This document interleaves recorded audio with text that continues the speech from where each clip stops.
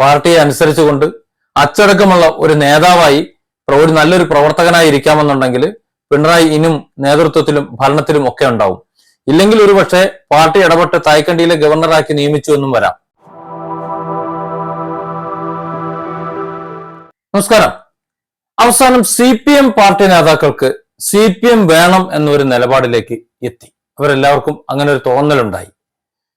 ഒരു പിണറായി, ആ പിണറായിയുടെ കീഴിൽ ഒരു ഏകാധിപതിയായി നിൽക്കുന്ന ഒരു പിണറായിയുടെ കീഴിൽ ഈ പാർട്ടി മുന്നോട്ട് പോയത് കൊണ്ടാണ് ഇത്രയധികം വമ്പൻ തകർച്ച ആ പാർട്ടിക്ക് ഉണ്ടായിക്കൊണ്ടിരിക്കുന്നത് എന്നുള്ള ഒരു തിരിച്ചറിവ് വൈകിയ വേളയിലെങ്കിലും പാർട്ടി നേതൃത്വം തിരിച്ചറിഞ്ഞിട്ടുണ്ട്. കുറച്ചുപേരൊക്കെ അത് പരസ്യമായി പറയുന്നെങ്കിലും ബാക്കിയുള്ളവർ ചൂണ്ടിക്കൊണ്ട് ഞാൻ ആരാണെന്ന് പറയില്ല, ഞാൻ തൊട്ട് കാണിച്ചു തരാം എന്ന നിലപാടിലാണ് ചിലർക്ക് വിമർശിക്കുന്നത്. രണ്ടായാലും പിണറായി എന്ന ഏകാധിപതിയെ പാർട്ടി നേതാക്കൾ വിമർശിക്കുന്നു എന്നുള്ളത് സത്യമാണ്.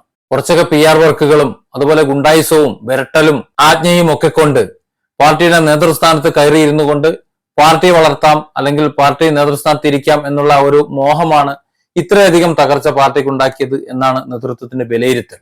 അതുകൊണ്ട് തന്നെ അത്തരത്തിൽ കെട്ടിപ്പൊന്തിച്ച ഒരു പിണറായിസമുണ്ട്. ആ പിണറായിസത്തെ തകർത്തെറിയണം. CPM എന്ന പാർട്ടി ഇനിയും ഇവിടെ വേണം. കമ്മ്യൂണിസ്റ്റിന്റെ തായ്വേര് കേരളത്തിൽ അറുത്ത് കളയാൻ ആർക്കും തന്നെ അച്ചാരം കൊടുത്തിട്ടില്ല എന്നാണ് CPMന്റെ നേതാക്കൾ ഇന്ന് പറയുന്നത്. കഴിഞ്ഞ ദിവസം നടന്ന ലോക്സഭാ തെരഞ്ഞെടുപ്പില് പാർട്ടിക്ക് കേരളത്തിൽ വന്നിട്ടുള്ള വൻപിച്ച പരാജയം എന്ന് പറഞ്ഞാൽ ഇതിലും വലിയ ഒരു പരാജയം ഇനി നേരിടാനില്ല. 8 വർഷം തുടർച്ചയായിട്ട് ഭരിച്ചതിന് ശേഷം വരുന്ന തെരഞ്ഞെടുപ്പിൽ ഉണ്ടാകുന്ന ഒരു പരാജയം എന്ന് പറഞ്ഞാൽ ഒരു വൻ പരാജയം തന്നെയാണ്.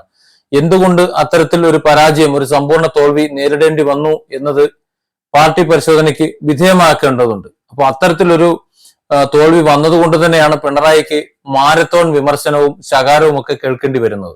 കഴിഞ്ഞ ദിവസം നേതൃയോഗം തുടങ്ങിയപ്പോൾ തന്നെ പിണറായിക്കെതിരെ രൂക്ഷമായ വിമർശനം തുടങ്ങിയിരുന്നു. ലോക്സഭാ തെരഞ്ഞെടുപ്പിലെ ദയനീയമായ പരാജയം വിലയിരുത്താൻ 20 മണ്ഡലങ്ങളിലെയും വോട്ട് വിഹിതം ഇതെങ്ങനെയാണ് അങ്ങനെയായത് എന്ന് പരിശോധിക്കും. ഈ തെരഞ്ഞെടുപ്പിലെ ദയനീയ പരാജയം പാർട്ടിക്ക് നേരിടേണ്ടി വന്നത് പിണറായിയുടെ ഭരണരീതി നയമാണെന്ന് ഓരോ നേതാവ് തോമസ് ഐസക് പോലുള്ള നേതാക്കന്മാർ മുഖത്ത് നോക്കി പറയുന്നുണ്ട്.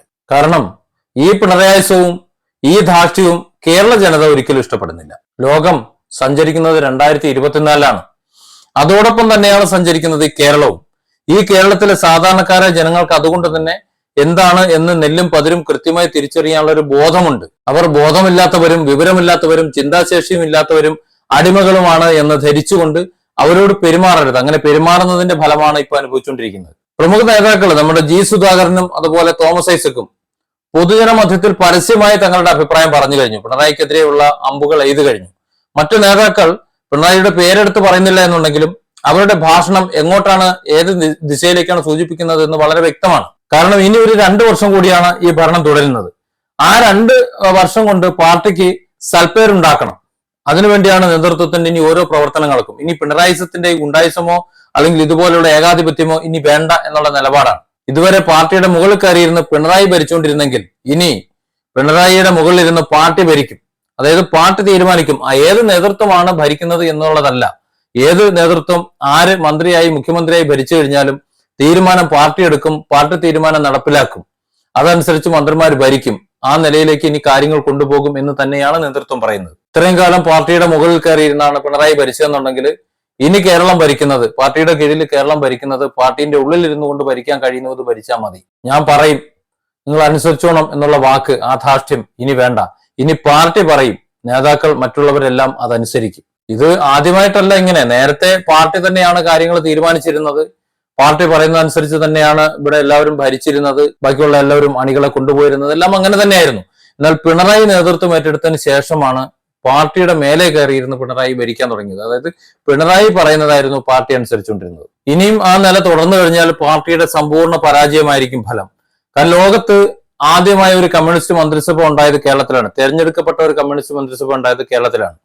തെരഞ്ഞെടുക്കപ്പെട്ട അവസാന മന്ത്രിസഭ കേരളത്തിലായി ദയനീയ പരാജയം അടഞ്ഞ് കൂമ്പടഞ്ഞു പോകാതിരിക്കാൻ വേണ്ടി ഇനിയെങ്കിലും പാർട്ടി നിലനിൽക്കേണ്ടതുണ്ട്. അതിനുവേണ്ടിയാണ് ഈ മാറ്റം എന്നാണ് ഏകപക്ഷീയമായി ഇവർ കരുതുന്നത്. പാർട്ടിയെ അനുസരിച്ചുകൊണ്ട് അച്ചടക്കമുള്ള ഒരു നേതാവായി ഒരു നല്ലൊരു പ്രവർത്തകനായി ഇരിക്കാമെന്നുണ്ടെങ്കിൽ പിണറായി ഇനിയും നേതൃത്വത്തിലും ഭരണത്തിലും ഒക്കെ ഉണ്ടാവും. ഇല്ലെങ്കിൽ ഒരു പക്ഷേ പാർട്ടി ഇടപെട്ട് തായ്ക്കണ്ടിയിലെ ഗവർണറാക്കി നിയമിച്ചു എന്നും വരാം. പാർട്ടിയിൽ നിന്ന് രൂക്ഷ വിമർശനം ഉണ്ടാവുമ്പോൾ, പാർട്ടി നേതാക്കളിൽ നിന്ന് രൂക്ഷ വിമർശനം ഉണ്ടാവുമ്പോൾ ഈ നേതാക്കളുടെ ചോദ്യങ്ങൾക്കൊന്നും ഉത്തരം പിണറായിക്ക് പറയാനില്ല. ഈ ഒരു ധാർഷ്ട്യവും ഈ പിണറായിസവും ജനങ്ങളിൽ നിന്ന് അകറ്റി നിർത്തി എന്നുള്ളത് സത്യമാണ്. നമുക്കറിയാം പല വേദികളിലും നേരിട്ടുള്ള ഒരു പെരുമാറ്റം ഒരിക്കലും ഒരു നേതൃഗുണത്തിലുള്ള ഒരു നേതാവായി നിൽക്കുന്ന ഒരു വ്യക്തിയിൽ നിന്ന് ഉണ്ടാകാൻ പാടില്ലാത്ത രീതിയിലുള്ള ഭാഷണങ്ങളും നടപടികളും ഒക്കെ പല ഭാഗത്തുനിന്നുണ്ടായി. വേദിയിൽ നിന്ന് ആക്ഷേപിച്ച് ആൾക്കാരെ ആട്ടിയിറക്കുന്നത് മുതൽ സ്വയം ആക്ഷേപഹാസ്യനായി ഇറങ്ങി പോകുന്നത് നമ്മൾ കണ്ടു പല ഭാഗത്തും. ഏതായാലും ഒരു കാര്യം എനിക്ക് പറയാനുള്ളത്, പാർട്ടിയുടെ തിരിച്ചറിവ്, അതുപോലെ ഈ സ്വയം വിമർശനം, പാർട്ടി നേതാക്കളുടെ ഈ തീരുമാനം, ഇത് CPM-ന് ഒരു പുത്തൻ ഉണർവ് കൊണ്ടുവരും. അത് മാത്രമല്ല പാർട്ടിക്ക് ഒരു പുതിയ വളർച്ച രേഖ പടുത്തുയർത്തുമെന്ന കാര്യത്തിൽ സംശയമൊന്നും വേണ്ട.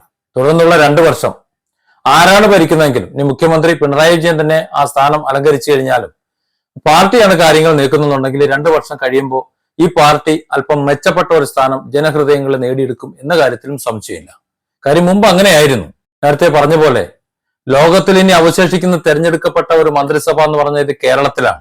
അത് ഇവിടെയെങ്കിലും നിലനിൽക്കണമെന്നും കമ്മ്യൂണിസത്തിന്റെ ഒരു ആത്മാംശം ഇവിടെയെങ്കിലും ശേഷിക്കണമെന്നും ഈ നേതാക്കൾ ആഗ്രഹിക്കുന്നുണ്ട്. അത്തരത്തിലുള്ള ഒരു ആഗ്രഹം തെറ്റ് എന്ന് പറയാൻ പറ്റില്ല. കാരണം ലോകത്ത് എപ്പോഴും തൊഴിലാളികളോടൊപ്പം നിന്നിട്ടുള്ള ഒരു പാർട്ടി തന്നെയാണ് CPM അല്ലെങ്കിൽ ഇടതുപക്ഷം എന്ന് പറയുന്നത്. അക്കാര്യത്തിൽ സംശയമൊന്നുമില്ല. എന്നാൽ ആധുനിക കാലത്തെ പാർട്ടി നേതാക്കളും പാർട്ടി പ്രവർത്തനങ്ങളും ഇവിടുത്തെ സാമ്പത്തിക രംഗത്തെ തച്ചുടയ്ക്കുന്ന രീതിയിലാണ് അവർ പ്രവർത്തിച്ചു വരുന്നത് എന്നതുകൊണ്ട് അതിനൊരു മാറ്റം അനിവാര്യമാണ്. ഇപ്പോ CPM-നെ ഉയർത്തെഴുന്നേൽപ്പിക്കാൻ ശ്രമിക്കുന്ന ഈ നേതൃത്വം, അതായത് പാർട്ടിക്ക് അതീതരല്ല എല്ലാവരും എന്ന് തീരുമാനിച്ചുകൊണ്ട് ഈ പാർട്ടിയെ നേരായ വഴിയിലേക്ക് നീക്കിക്കൊണ്ട് ജനഹൃദയങ്ങളിലേക്ക് വീണ്ടും കുടിയിരുത്താൻ ശ്രമിക്കുമ്പോൾ ഇവിടെ സാമ്പത്തികം വളരേണ്ടതുണ്ട്. ഇത് ആധുനിക കാലഘട്ടമാണ്, 2024 അതുകൊണ്ട് തന്നെ ഈ കാലഘട്ടത്തിൽ ജീവിക്കുന്ന ആൾക്കാർക്ക് ഇതേ കാലഘട്ടത്തിൽ ജീവിച്ചുകൊണ്ട് ഇവിടെ തൊഴിലെടുത്തുകൊണ്ട് രാഷ്ട്രത്തിനും സംസ്ഥാനത്തിനും ഒക്കെ സാമ്പത്തികം ഉണ്ടാക്കി കൊടുത്തുകൊണ്ട് സ്വയം സാമ്പത്തികമായി വളർന്നുകൊണ്ട് കമ്മ്യൂണിസത്തോടൊപ്പം ചേർന്ന് നിൽക്കാൻ കഴിയുന്ന വിധത്തിൽ ഒരു വളർച്ച ഉണ്ടാക്കാൻ കൂടി നേതൃത്വം പരിശ്രമിക്കേണ്ടതുണ്ട്. ഇല്ല എന്നുണ്ടെങ്കിൽ നേരത്തെ പറഞ്ഞതുപോലെ മറ്റെന്തൊക്കെ ആയിത്തീരും. ഏതായാലും നേതൃത്വത്തിന്റെ ഒരു പുനർവിചിന്തനം ഈ ഒരു മേഖലയിലും കൂടി കേരളം ഒരു വ്യാവസായിക സംസ്ഥാനമാക്കാനും സാമ്പത്തികമായി അവർക്കൊരു സുസ്ഥിരതയുള്ള ഒരു സംസ്ഥാനമാക്കി മാറ്റാനും കൂടി ഈ ഭരണ സംവിധാനം തീരുമാനിച്ചാൽ, അതുപോലെ ധൂർത്തൊഴിവാക്കി മറ്റുള്ള കാര്യങ്ങളൊക്കെ ഒഴിവാക്കി CPM-ന്റെ ഒരു സ്ഥായിയായ ഒരു ഭാവമുണ്ട്, ആ ഭാവം കൊണ്ടുവന്നുകൊണ്ട് ഇനിയുള്ള 2 വർഷം ഭരിക്കാമെന്നുണ്ടെങ്കിൽ ഈ പാർട്ടിക്കും നമ്മുടെ സംസ്ഥാനത്തിനും മെച്ചം ഉണ്ടാകും എന്ന കാര്യത്തിൽ സംശയമൊന്നുമില്ല.